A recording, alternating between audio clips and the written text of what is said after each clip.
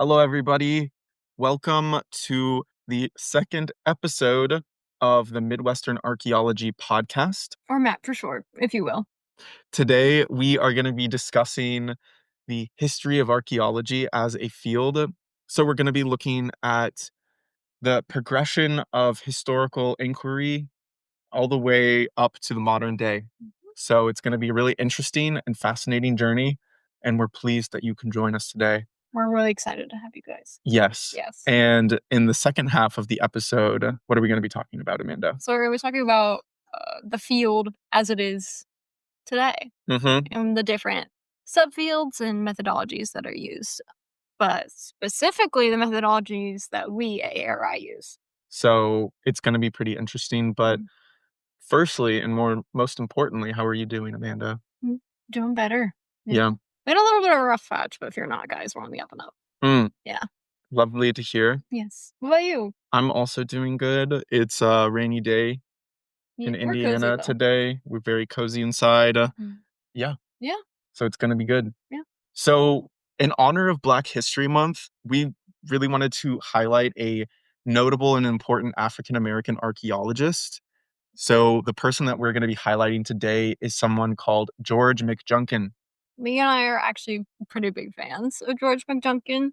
He is about as cool as you can get as an archaeologist. Yeah, partly because his last name is McJunkin. Yeah. That is so fun. Pretty cool. He was born into slavery in either 1851 or 1856, different years from different sources, in the town of Midway, Texas. After the Civil War ended, the American Civil War, he moved to New Mexico in 1868, and it was there that he began his lifelong career as, drumroll please, George McJunkin was a cowboy.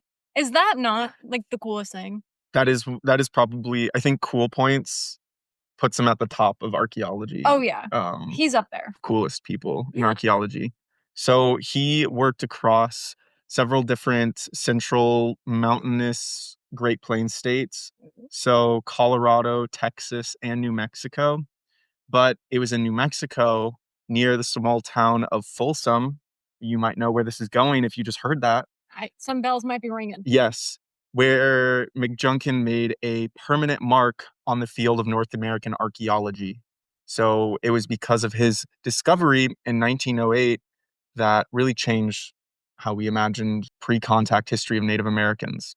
So it was in 1908, while he was working near Folsom, when a flood swept through the area, and it was a pretty devastating flood. It killed about 18 people.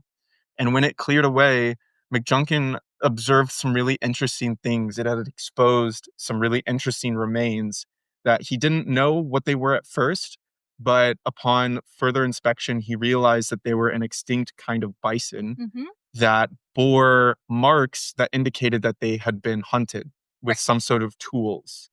And that's significant because this extinct kind of bison were thought to have existed long before humans were in North America. So this knowledge helped further along the understanding of the world around us and how early people actually were in this area. Yes, and though McJunkin didn't necessarily know all of these things at that moment, he did know enough to know that this was extremely archaeologically significant. Yes. And so immediately after 1908, when he made this discovery, he attempted to get academic archaeologists out to the site, check it out, and just to see what they could find out. But sadly, he wasn't able to get any archaeologists out to the site before he actually passed away in 1922, unfortunately. But it didn't take long for archaeologists to eventually come out to the site. So in 1926, a team of archaeologists from the Denver Museum went out to Crowfoot Ranch. And that was when they realized they made these things that we were just talking about, these revelations about how significant these remains were. Because it showed indisputable evidence that humans had hunted these animals and killed them. So it pushed back the timeline very significantly. So we're talking 4,000 to 5,000 years. So at this time in 1926, researchers and archaeologists assumed that Native Americans had come over around 1000 BC, but these bison had been around long before then. Yeah. They went extinct long before 1000 BC. Yeah. So it really revolutionized the way people imagined the past of North America, the pre-contact past. Right. And if I've got any lithics fans out there, I know you're excited to hear about Folsom Points. We Oh, will have yeah. pictures of them in our blog post. Yeah, so be sure to check them out. Yes. And we have other fun, exciting things coming out soon. So stay tuned. Yes. Right. And how are they supposed to stay tuned? What's the best way to keep up with us? Follow us on our social medias. So we've got a Facebook, Instagram, We've got a TikTok. we've got a TikTok, We've got Twitter. all the social media. Yes. Yeah. And of course, you can sign up for our newsletter Mm-hmm. and go to our website as well. Yep. And we also have a magazine We also have a called Field magazine. Notes. So if you want to sign up for that as well, Please do. please do. Please do that. But to wrap up George McJunkin's story, Hmm. without him, this site and this find, which was incredible, might not have been unearthed. Yeah, exactly. I mean, we might call Folsom Point something different entirely. Right. So it's because of McJunkin and his efforts that we know all these things about the past. Mhm. So we owe him a great debt. We owe him a really big thank you. Yes. And thank you to all archaeologists out there. Thank you so much. Yes. So we are going to take a little break, but when we come back, we are going to get into the history of archaeology. All right. Stay tuned, you guys. Stay tuned.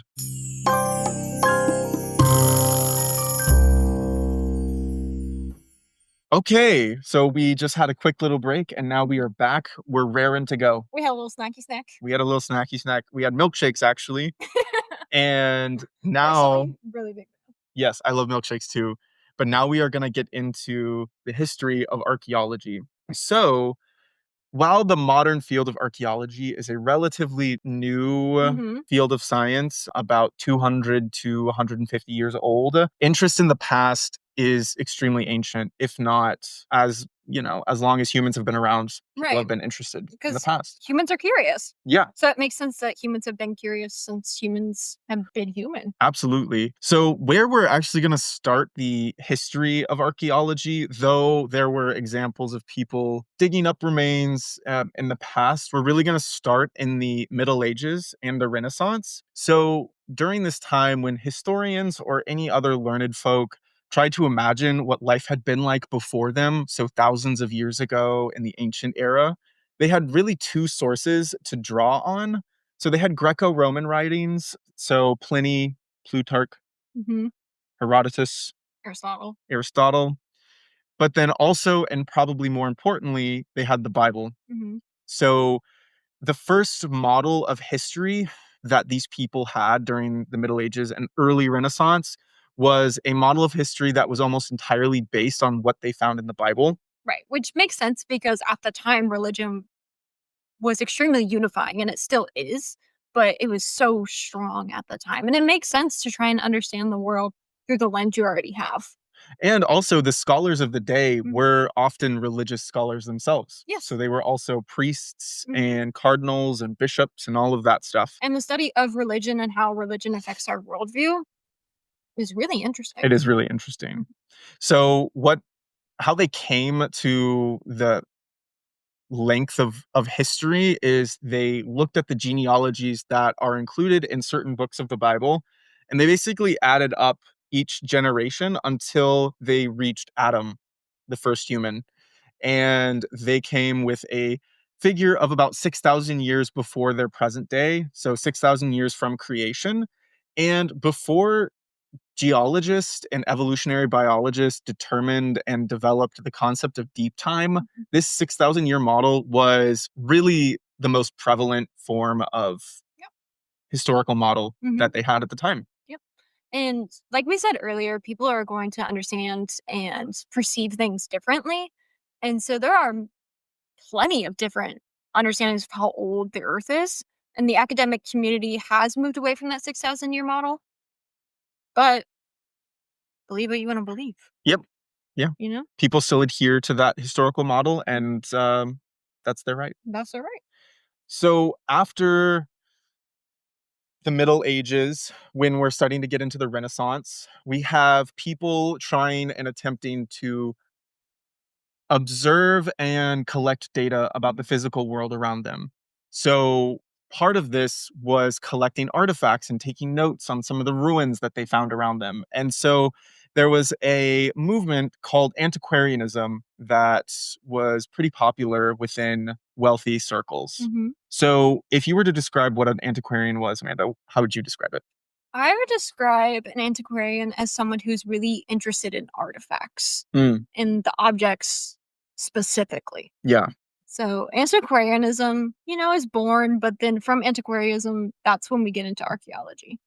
It really is the forerunner because though antiquarianism has some key differences from archaeology, it is interested in the material remains, which is really the data that archaeologists use Right. to learn about these people. Because we look at artifacts to understand people, but we look at artifacts wanting to understand the people Right. that use them. So it's important to note that an antiquarian of the Renaissance or early modern period might have observed a ruin, maybe a Roman ruin or something like that, and they may have sketched it, they may have talked about it, they may have even picked something up and brought it with them, but they didn't necessarily give much thought into the greater society that created these material remains. Right. They're not looking into the social stratification of the area. They're not looking into the specialized labor of the area. And that's fine. Yeah, yeah. Like, you don't have to be all that curious and want to know all of that information, but we're saying that to describe the distinction between an antiquarian and an archaeologist. Absolutely. Yes. Absolutely. So, some of the places that generated a lot of interest for antiquarians before really the emergence and birth of archaeology and archaeologists were Pompeii, which was uncovered in 1748, which is really just on the cusp of when archaeological inquiry started. But then also you had sites like Stonehenge, which was right next to where people had been living for thousands of years. So there was quite a long history of people observing and wondering about what those things were. I am also really curious about Stonehenge. Aren't we all? Yeah. And there's another site that's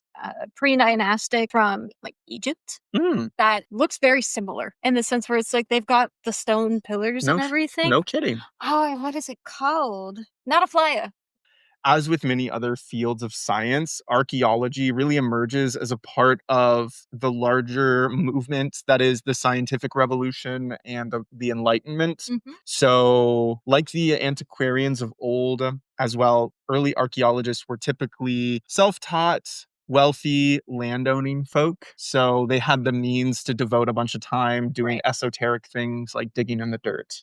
We also owe the evolution of archaeology as a field. We owe a lot to military men because I think they were instrumental in methodizing it in the sense where there was Making it rigorous. Yes, a very distinct way of going about doing it and taking very detailed notes, which is extremely similar to how archaeology is done nowadays. Absolutely. So we are actually going to be talking about a pretty cool archaeologist who was also a veteran as well. But so with this early generation of archaeologists, a notable one who is a founding father of America is Thomas Jefferson, who did some of the first digs ever in the Ohio River Valley. So it's kind of a big deal for us. Our neck of the woods. Absolutely. Yes. So later in the century, after Thomas Jefferson, there were the development of two core principles that really heralded in the start of modern archaeological study and separates it from the antiquarianism of the past. So what's the first one? So the first one is the development of the timeline. So what really led to major developments in archaeology was when researchers began to push the timescale of human history back. So like we talked about earlier, the academic community was moving away from that 6,000-year-old model due to developments of ideas like deep time,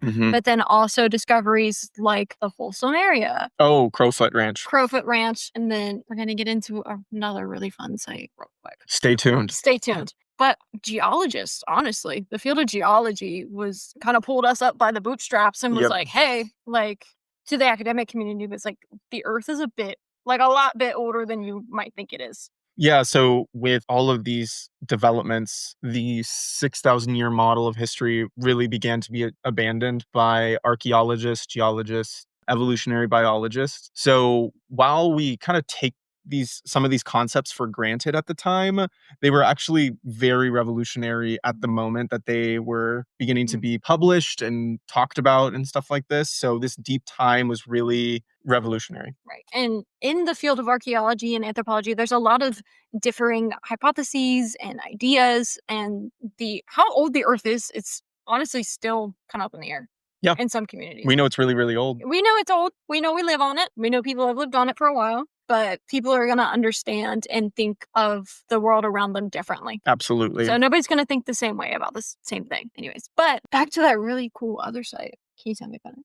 Yes. So I think you're talking about Edward Lartet. I am. So Edward Lartet was a French scientist who, in the south of France, found remains of extinct animals in a cave alongside human artifacts. So in a way, it's kind of a similar discovery to George McJunkin. So what was really fascinating to the scientist who, like Edward Lartet, was there were humans living alongside long extinct animals. And these animals may have been known about, but what wasn't known was whether or not they lived alongside humans. And this really challenged a lot of the assumptions that people had about the age of humanity. And so in another way to put it, this concept is also called the antiquity of man. The second principle I've already kind of spoiled, so sorry, but it's the development of methodology. So many modern archaeological methods had begun to be developed by the turn of the century. In the late 1800s, a retired British general named Pitt Rivers recognized the importance of preserving the context that the artifacts were found in. He was meticulous in cataloging his findings and what methods he was using. As he was digging in the British countryside, he was digging on his own personal estate, so the periods that he was discovering and finding and learning about were primarily Roman and Saxon era. Yeah, and he was notable for that time just in his attention to detail and desire to preserve context. It stood in marked contrast to some of the other methods that were really popular and perhaps in vogue at the time. So an example that lives in infamy with most students of archaeology is Heinrich Schliemann, who was a German archaeologist looking for the ancient city of Troy, but he had an agenda when he started excavating and was really looking for evidence of the Trojan War. So he was basically bulldozing all the layers. He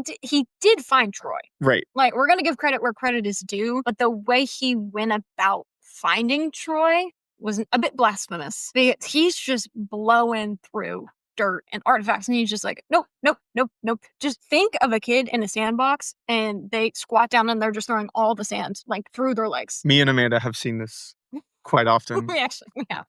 Yes, we have. But you know what? A junior field experience is always going to be really fun. Oh yeah, absolutely. Yeah. So come and join us for a junior field experience. Yeah. Pretty please. You can be an adult and do this as well. Yes, you can also do an adult field experience. But you guys just want to hang out with Lee and I, right? Absolutely. Yeah. Come by ARI. Do an experience. We are the programming team. And so if you're doing an experience, you're hanging out with Lee and I. Absolutely. You can help out in the field. You can help out in the lab. You can help us do experimenting. So many things. So check out our website at exploreari.org. So fancy. We get a .org. Okay, so we're going to move away from Europe now and turn our attention to American archaeology, because more specifically Midwestern archaeology. Because this is the Midwestern Archaeological Podcast. Yes. So more than anything else, what fascinated European settlers when they were moving westward from the East Coast into the Ohio River Valley, specifically because there are so many beautiful mountains around here.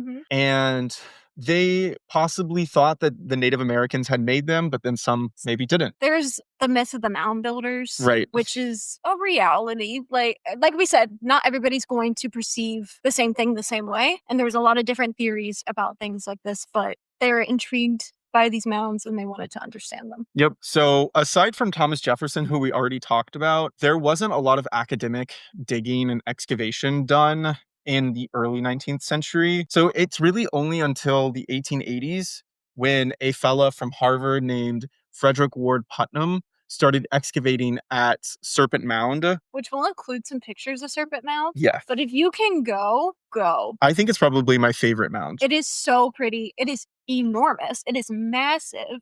And if you look at it from a bird's eye perspective, it is breathtaking. Yes. And it's named Serpent Mound because it looks like a serpent. Yeah. And it probably is an effigy of a serpent. Yeah. We love a good effigy. Yes, we do. An effigy is basically just a depiction of an animal or a person or some kind of deity or a ruler that's put on artwork, or in this case, something is erected in the shape of your effigy. Yeah. It just basically you're marking something as important. Yep. So it could also be a pattern. So an effigy that we're seeing a lot is the guilloche pattern on. If you have seen ARI's logo, which you will if you are listening to this podcast, It's a guilloche. it's a guilloche. It should be on our podcast cover. It is. So Putnam was actually very instrumental in preserving this beautiful site of Serpent Mound, and we owe him some credit for doing that. Shout out to you, Putnam. Yeah, he did a lot of really good work. After Putnam, the next great Midwestern archaeologist who, if anyone comes to the Midwest and talks to any archaeologist or anyone that's tangentially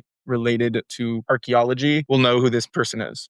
This man, his name is Glenn Black. And he is prolific. Oh, yeah. Or he was prolific. His name is Glenn Black, and he was prolific. He was instrumental in founding a lot of sites. So the law in Indiana states that if there is one artifact found, it is an archaeological site. And once you go through the proper channels, it's an archaeological site. And that designation protects it as well. Yes. So Glenn Black was going around. People were just calling him like, hey, I've got an artifact. Can you come look at it? And he would go and he would be like, yep, you've got a site. And he would, get the paperwork rolling. I think prolific is a really good way to put it, because that man was He was all everywhere. over the state. If you look in his notes and in his research that he took, he has literally been in all corners of Indiana. So thank you. Yes, Black. thank you, Glenn Black. Because the site that we steward and we preserve, the guard site, Glenn Black was the one who was like, yep, that's a site. So. Without him, ARI might not exist. Dun, dun. Dun. So if anyone wanted to thwart ARI, they would go back in time and make sure Glenn Black did not become an archaeologist. Yep. Woo! So the site that he really worked on was Angel Mound. And when he was working there, he really made a lot of national headlines, actually, which is really cool because Midwestern archaeology doesn't get that much attention. When people think about North American archaeology, they might think about colonial era stuff. They might think about maybe some more sites out west, Pueblo sites or something like this. But he was the one that kind of put Midwestern archaeology on the map. Yeah. Basically. And I totally get that view of not thinking in the Midwest when you think of American archaeology. I'm an archaeology major and I didn't think I would be able to do archaeology in the Midwest. I did my field school here at ARI and I'm finishing up my degree and I'll be working here after I get my degree. And I'm working 15 minutes from my house in archaeology and I didn't think that was possible. Yeah. Humans have been in the Ohio River Valley for a very, very long time. Since Glenn Black's time, he passed away in the 60s. And since then, there have been many advances in the archaeology done in the Midwest and just archaeology more generally. So most notable was the landmark legislation that passed in 1990. Which is NAGPRA, which is Native American Graves Protection and Repatriation Act for long, which provides protection for the culturally significant remains of Native Americans that anybody comes across. Most archaeological laws vary state to state, which makes sense for the U.S. There's state law and then there's federal law. So most archaeology law is state law, but NAGPRA is one of the few bits of legislation that is federally enforced. For example, Indiana has one of the most robust set of laws that protect archaeological sites and cultural resources. Indiana is amongst not just this region, but all of the country has some really robust legislation to protect it. So good on Indiana. Yeah. So like we mentioned, like just the one artifact makes it a site, which kind of seems like a pain in the butt, which fair enough. Because to some people, that's a lot of sites, but that's a lot of history that's being preserved and being saved. Yeah, especially when this region has already seen so much destruction of the cultural heritage. Yes. So it's important that we are doing what we can to protect what remains.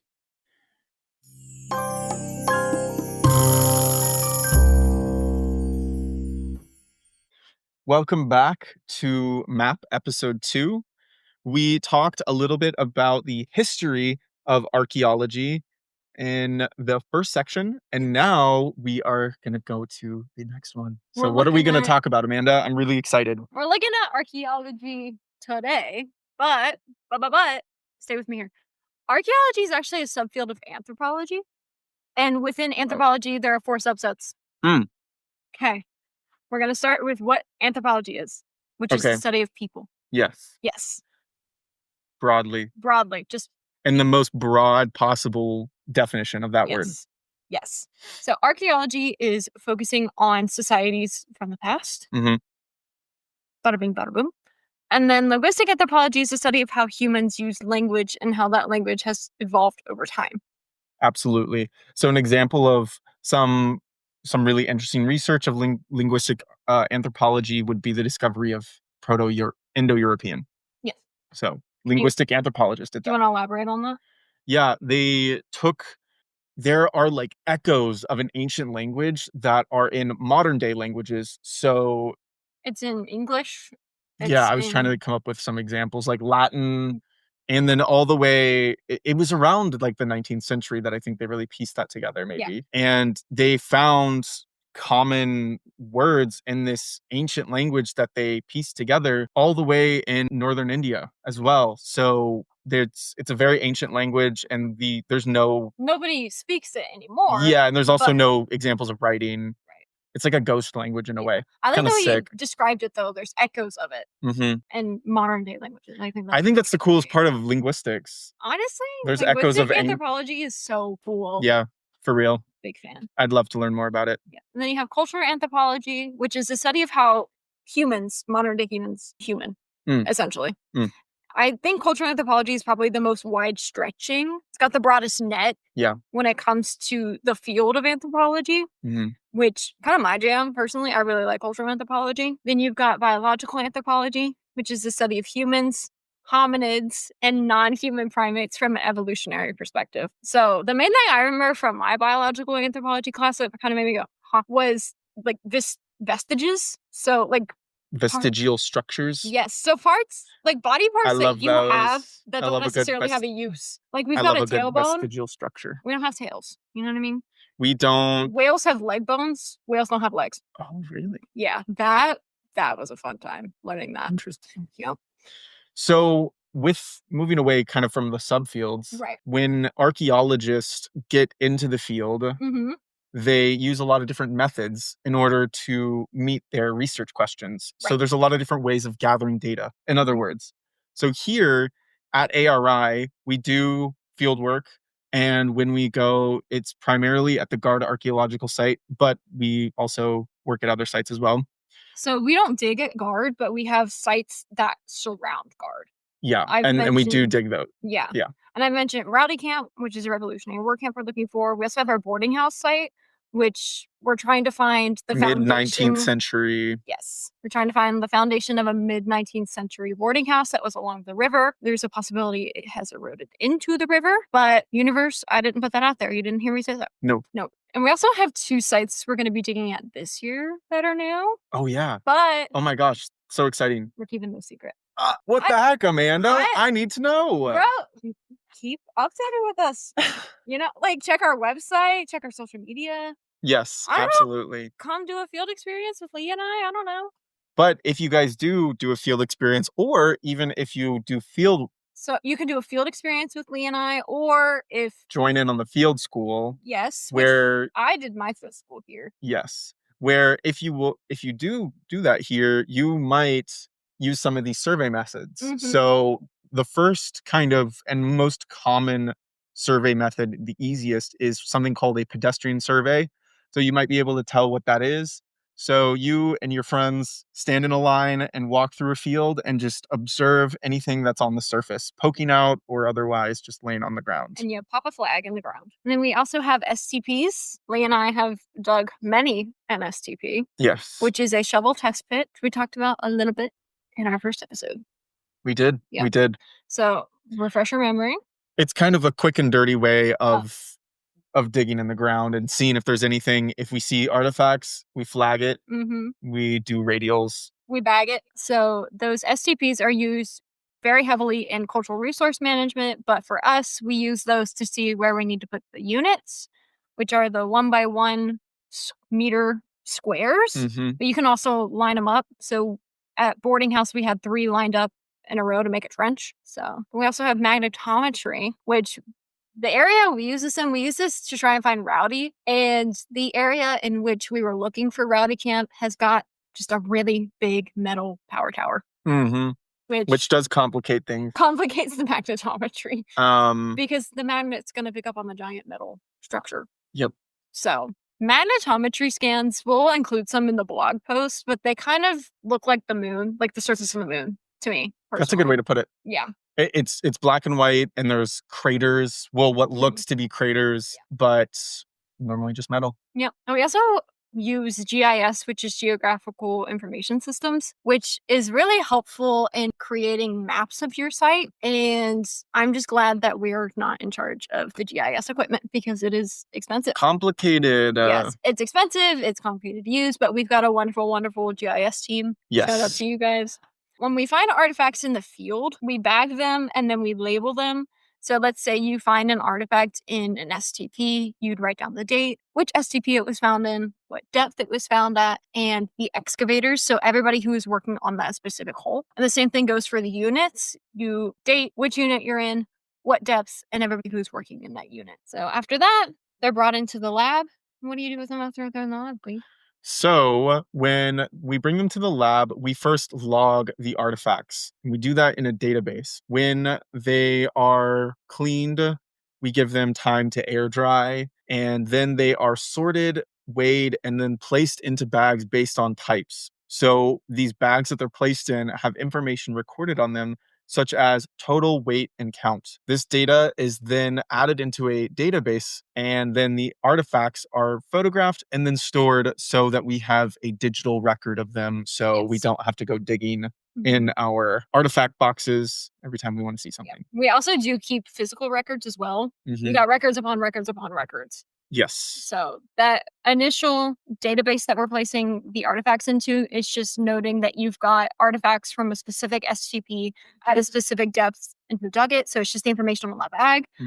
And once you clean everything, you're going to sort them into different artifact categories. Yep. So you've got metal, you've got ceramic, you've got lithics, faunal. Stone tools. That's what lithics means. Yes. You've got groundstone, pottery, carbon, brick, stone, not to be confused with groundstone, burned earth / daub, and glass. So that's a lot of information. That's a lot of words. Let's break a few of them down. Ceramic and pottery are very similar, but they have different uses and they're made of different material and they're made in different ways.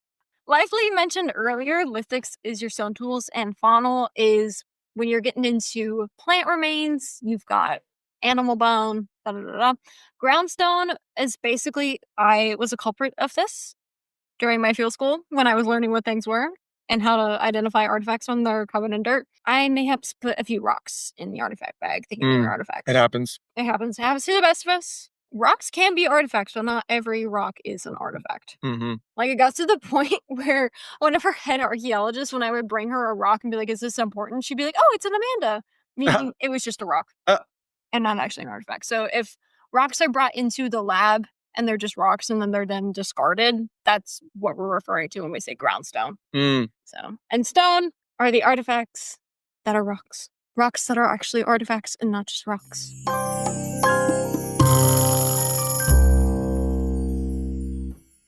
Well, that concludes episode 2 of the Midwestern Archaeology Podcast. Next episode, we are going to finally be starting our 4-part series on the different periods of pre-contact history of the Midwest and of North America more broadly. So we're going to start with the Paleo period. So if you like to learn more about any of these topics, we are going to be posting blog posts that will give a complete list of our sources, as well as some fun illustrations and pictures of some of the things we talked about. Specifically those Folsom points. Maybe some pictures of Putnam, George McJunkin. We might include some pictures of the ceramics we found. Maybe Schliemann. Yeah, it's gonna be pretty cool. So if you want to get more involved with ARI, be sure to check us out on our website at exploreari.org.